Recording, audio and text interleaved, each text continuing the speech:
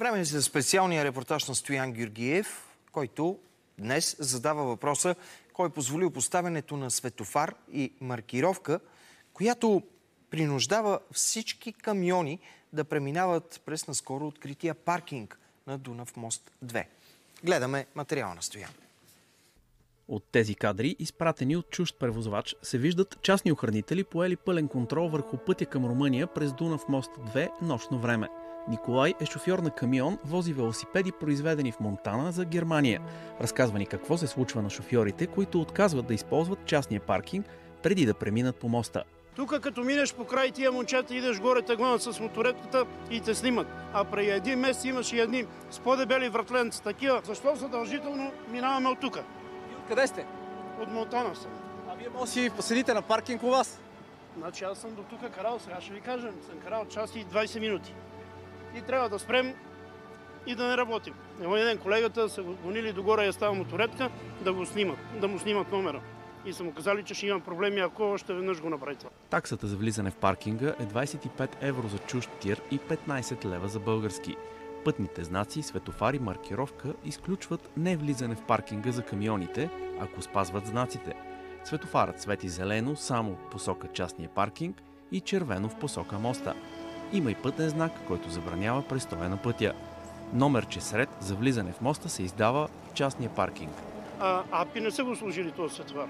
Значи и това е незаконно. Дали МВР съдейства за бизнеса на собствениците на паркинга, като е одобрило съществуването на светофар и пътна сигнализация, които да принуждават всички тирове да използват услугата на фирмата? Задаваме този въпрос както на Вътрешното министерство, така и на Министерството на транспорта, което е принципал на дружеството, опериращо моста. Попитахме Министерството на вътрешните работи също така дали теоретично е възможно да се организира движение по републикански път с маркировка, светофари и пътни знаци без одобрение и съгласуване от полицията. За сега нямаме отговор. Същите въпроси към министрите задават и двама депутати – Любен Иванов от Продължаваме промяната Демократична България и Димо Дренчев от Възраждане. Аз очаквам вътрешния министър да ми отговори на парламентарен контрол. Пуснал съм въпрос преди доста време. Последните 2 седмици той не се яви. Проблемите фактически са няколко. Първо, как държавата предоставя услугата буферен паркинг да се осъществява от някоя фирма без обществена поръчка и как тази услуга е задължителна. С униформи, които на пръв поглед създават впечатление, че са полицейски, момчетата контролират трафика в случай, че някой камион се обърка и не влезе в паркинга.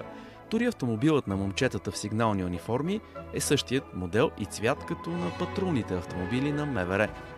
Няма дори опашка или нещо, пак трябва да минеш пред паркинга, задължително и няма да няма опашка. Частната фирма на практика е поела организацията за преминаване на границата заради номерата за ред за преминаване през моста, а редът може да бъде проследен в паркинга. Имаш ли избор да влезеш на паркинга или да не влезеш? Няма, трябва да влезеш. Пейджер ни дават и като вън, не си тръгва. Това, което разбрах от регионалния министър е, че те отказват да поемат каквато и да била отговорност за паркинга. Дружеството, което управлява моста, оказа се, че то управлява и 7 км от републиканския път. От отговор на министъра на транспорта след парламентарно питане от депутата Димо Дренчев става ясно, че и министерството не поема отговорност за новата организация на движение на Дунав мост. Обектът е частна инициатива и Министерството на транспорта и съобщенията няма отношение към нея. Трябва да бъде съгласувана организацията на транспорта в този участък с полицията. До сега обаче нямам отговор на този въпрос. Задал съм и въпрос към министра на транспорта, въпроси 2. Кой всъщност е разрешил поставянето на този светофар в сервитутната линия на пътя? Защото това трябва да бъде направено с заповед на управителния съвет на Дунав мост. И също така, кой издава номера, за да се преминават камионите през Дунав мост? Румънецът Флавис току-що е получил сигнал по пейджера, че може да премине моста. 25 евро. За един час. Някои шофьори са доволни, защото има ред и не чакат на пътя. Супер! Паркинг супер! Ситуацията на Дунав мост 2 не е единствената в страната. Подобна драма имаме и на Русе, мисля, че на Свиленград, може би и на други КПП-та.